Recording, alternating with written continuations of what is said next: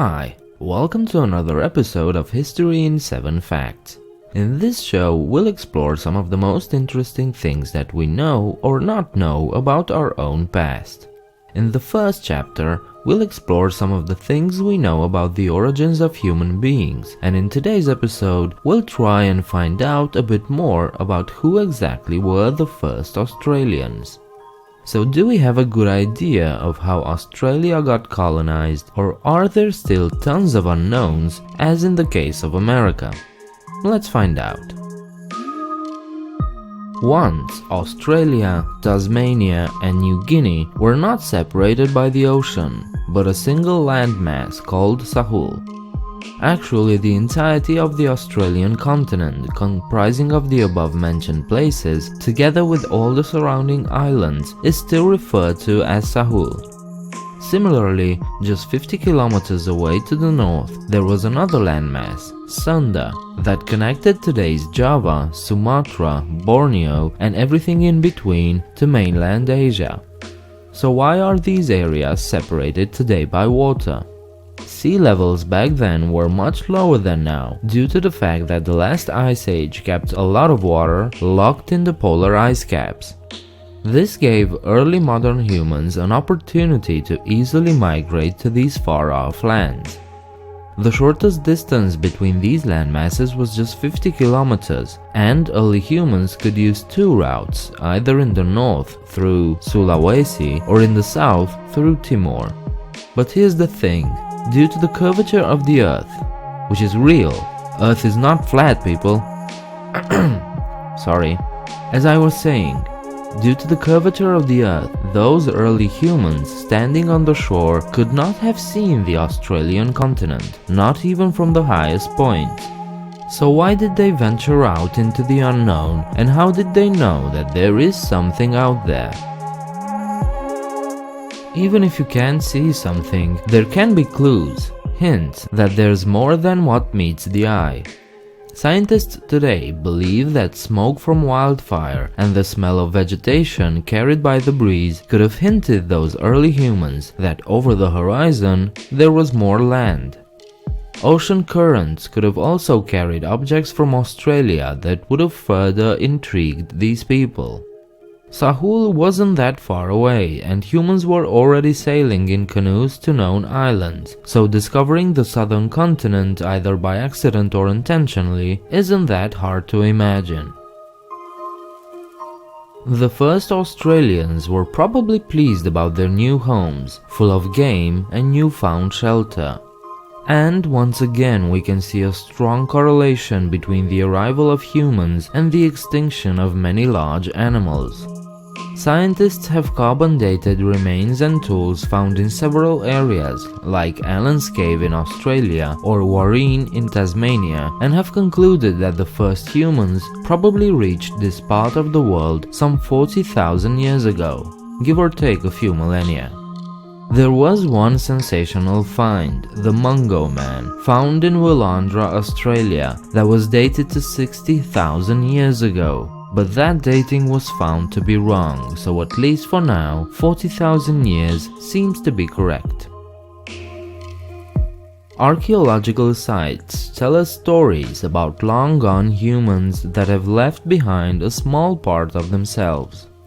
In this case, the sites show us how step-by-step humans colonized Sahul, following the shorelines and rivers. They didn't venture into the Midlands though. The harsh deserts at the heart of Australia were settled by humans some 20,000 years after the colonization began. By this time, the Australian Aboriginals were no longer sailors and were no longer building rafts. Their creation stories have not much to do with the sea, like in other ancient cultures. Instead, they believe that they came forth together with and as an integral part of their entire island. Everything started with the colonization, and everything that was before was forgotten. We can't tell the story of the Australian migration without mentioning the Hobbits. Yes, you heard that right. In 2003, a team of archaeologists found something incredible on the island of Flores in Indonesia. They found an almost complete skeleton of a hominid, similar to modern humans. They were small, no taller than 1.1 meters, thus the term hobbit. But despite their size and smaller brains, they were intelligent. Their prefrontal cortex, associated with higher cognition, was about the size of modern humans. These people were the Homo Floresiensis, and their presence on this island is baffling. Why? They could be a million-year-old species. Initially, it was thought that they evolved from Homo erectus, but now it seems that their lineage is much older. But how did they arrive on this island? Unlike the rest of the area, Flores wasn't joined to any large landmasses, which means that this species had to build rafts to get there. This level of cooperation and advanced technology would also mean that Homo Floresiensis most likely had a language of its own. Unfortunately, we can't really ask them anything, as they went extinct some 50,000 years ago due to unknown reasons. Now, back to our own kind. The first major wave of migration from Africa to Southeast Asia started some 120,000 years ago, with the second wave following a few millennia later. On their travels, modern humans encountered Neanderthals and Denisovans, another human species, and interbred with them. Just like Europeans share DNA with their Neanderthal counterparts, most Asians share a part of their DNA with the Denisovans. These people started moving towards the south 75,000 years ago, way before modern Asians arrived in the area. Aboriginals are thus presumed to be direct descendants of those first migratory waves from Africa and constitute one of the oldest living populations of humans, and outside of Africa, the oldest continuous culture. And in case you were wondering, this is probably the main reason why Australian or Tasmanian Aboriginals have distinctly African physical features, in contrast with the modern East Asians.